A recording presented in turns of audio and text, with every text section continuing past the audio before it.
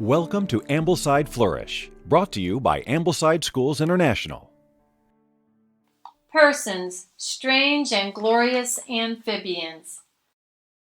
Anyone who is both honest and paying attention cannot fail to recognize that we humans are strange creatures, often mysteries to ourselves and to others. There is something unfathomable about each of us, a depth which we find difficult, even impossible, to plumb. The generally kind and loving mother loses herself in a fit of verbal outrage. The generally selfish adolescent male does some act of manly service for a younger sibling or a stranger. The always confident leader loses himself in a wave of self-doubt, insecurity, and narcissistic self-preoccupation. The entrepreneurial manager, so consistently sure of where he is going and how he is going to get there, awakens one morning, wondering why he is taking the trip at all. The millennial teacher heroically gives to a group of struggling students, offering a depth of love which heretofore had lain unrecognized and dormant. We frequently are a surprise to ourselves.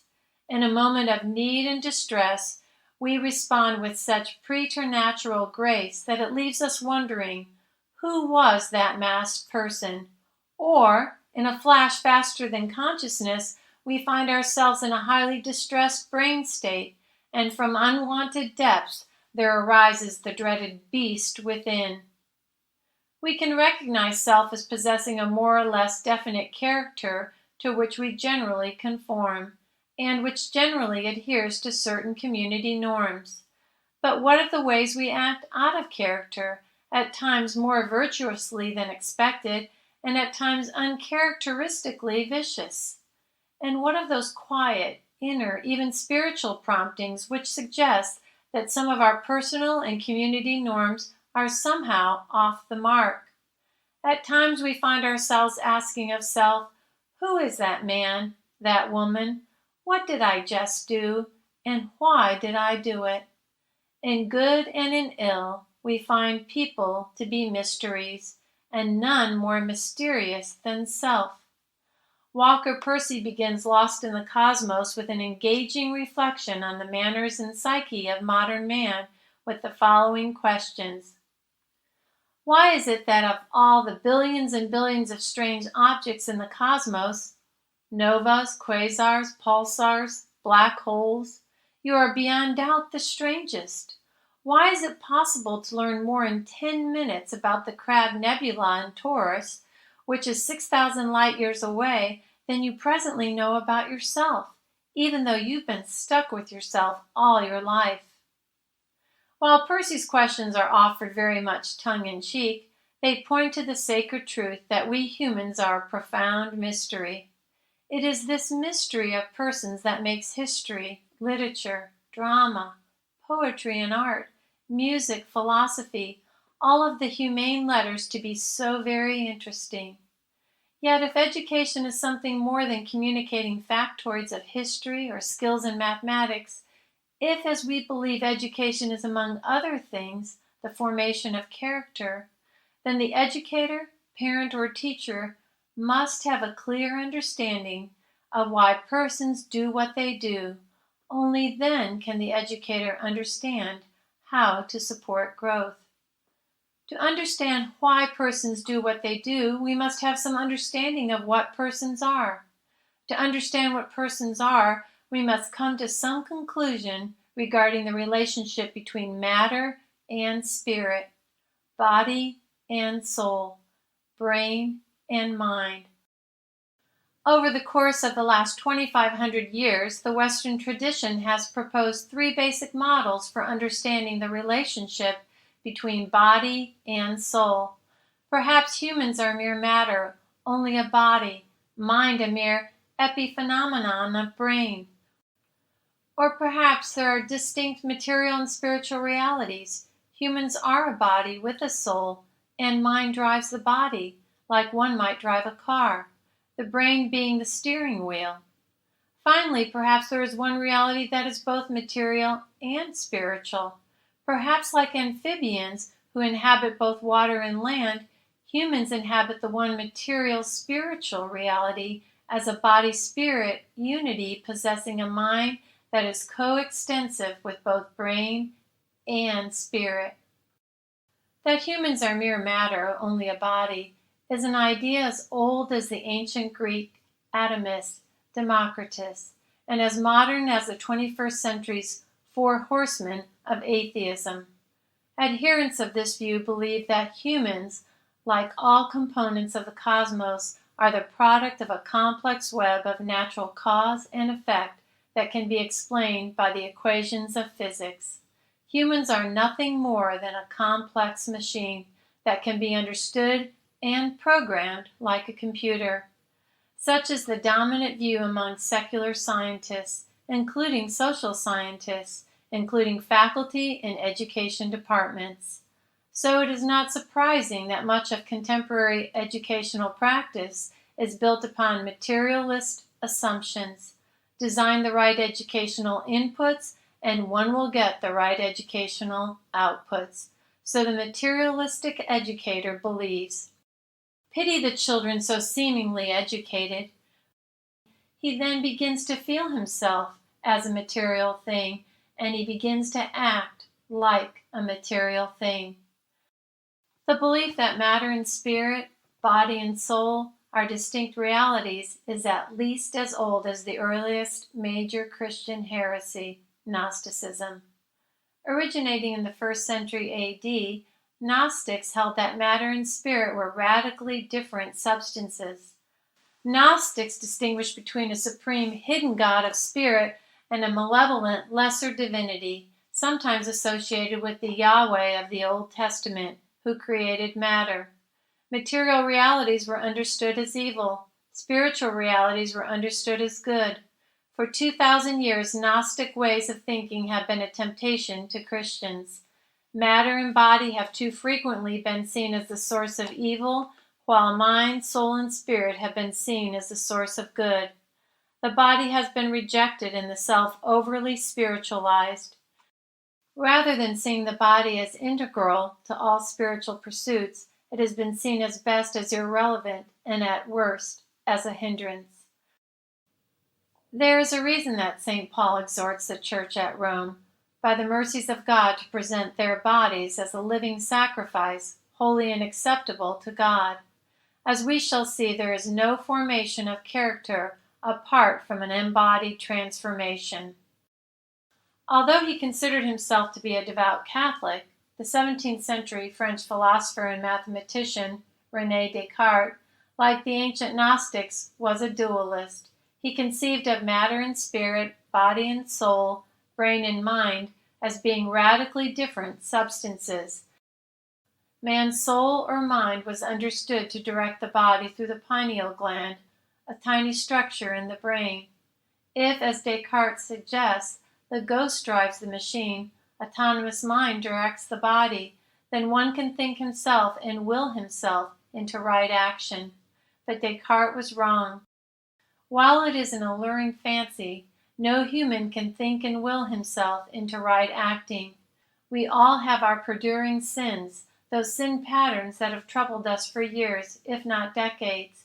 We know the sin to be wrong and will ourselves to be different, but like St. Paul, we cry out, I do not understand my own actions, for I do not do what I want, but I do the very thing I hate. I can will what is right, but I cannot do it. For I do not do the good I want, but the evil I do not want is what I do. Descartes was wrong. We cannot think and will ourselves into right acting. Descartes' error can be illustrated by the story of Phineas Gage. On September 13, 1848, Gage was leading a work crew who were blasting rock while preparing the roadbed for the Rutland and Burlington Railroad south of the town of Cavendish, Vermont.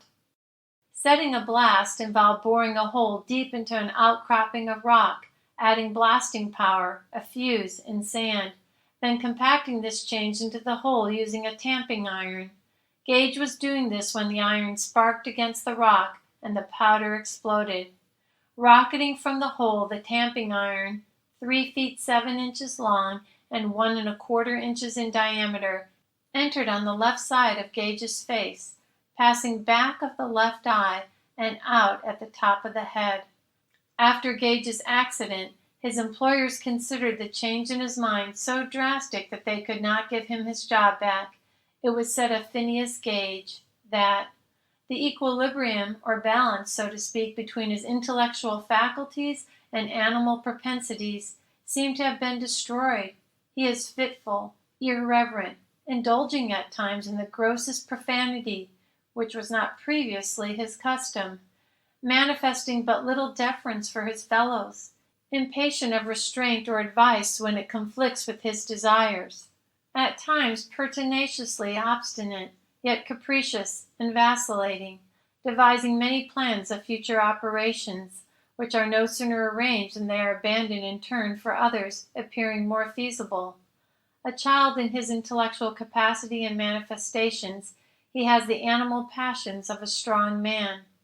Previous to his injury, although untrained in the schools, he possessed a well-balanced mind, and was looked upon by those who knew him as a shrewd, smart businessman, very energetic and persistent in executing all his plans of operation. In this regard, his mind was radically changed, so decidedly that his friends and acquaintances said he was no longer Gage. Suffering from traumatic brain injury, he was to his friends no longer Gage. Damage to his brain meant significant damage to his mind. Since then, 150 years of neuroscience has revealed how intimate the connection between mind and brain is. The adult brain has an estimated 100 billion neurons, each with an average of 10,000 connections directly linked to other neurons. But at birth, the brain is the most disorganized of all the structures of the human body. Any human change requires a brain change.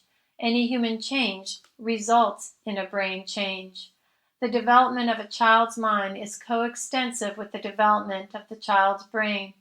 All human thinking, desiring, and acting is mediated through the brain.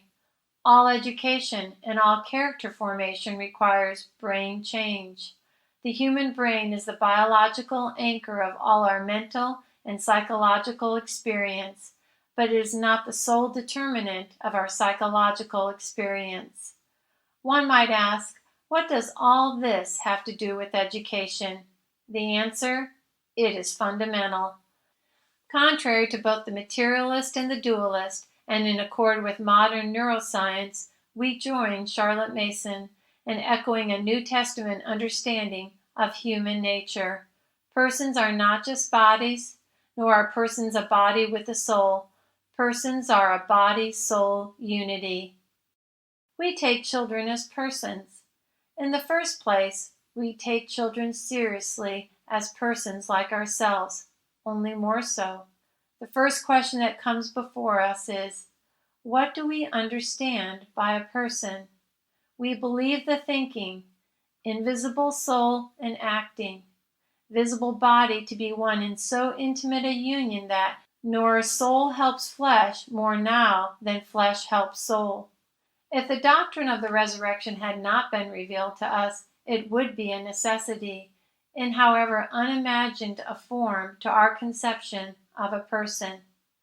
The countenance of our friend, with 1,000 delicate changes which express every nuance of feeling, the refinement, purpose, perception, power revealed in his hand, the dear familiar carriage, these are all inseparable from our conception of the person.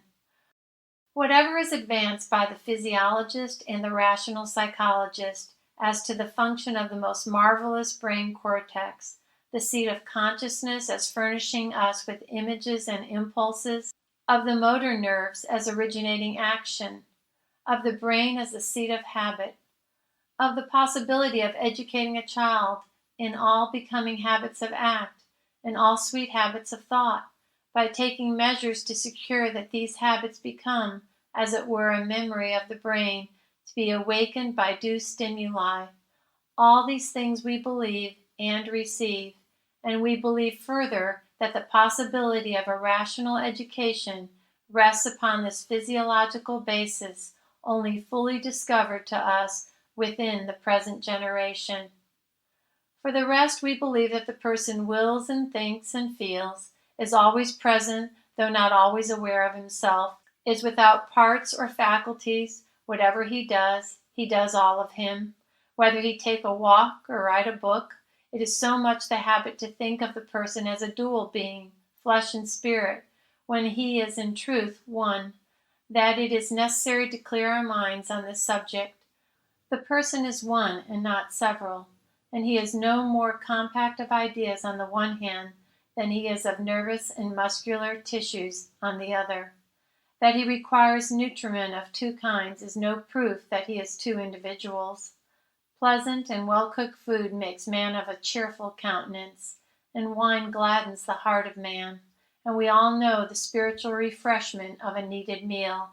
On the other hand, we all know the lackluster eye and pallid countenance of the well-fed who receive none of that other nutriment which we call ideas, quick and living thought, as is necessary for the full and happy development of the body, as it is for that of the soul. When we think of our bodies and of the wonderful powers they possess, we say under our breath, "Great and marvelous are thy works, Lord God Almighty." Now, let us consider that still more wonderful self which we cannot see and touch as we can our bodies, but which thinks and loves and prays to God, which is happy or sad, good or not good. This inner self is, as we have said, like a vast country, much of which is not yet explored, or like a great house, built as a maze in which you cannot find your way about.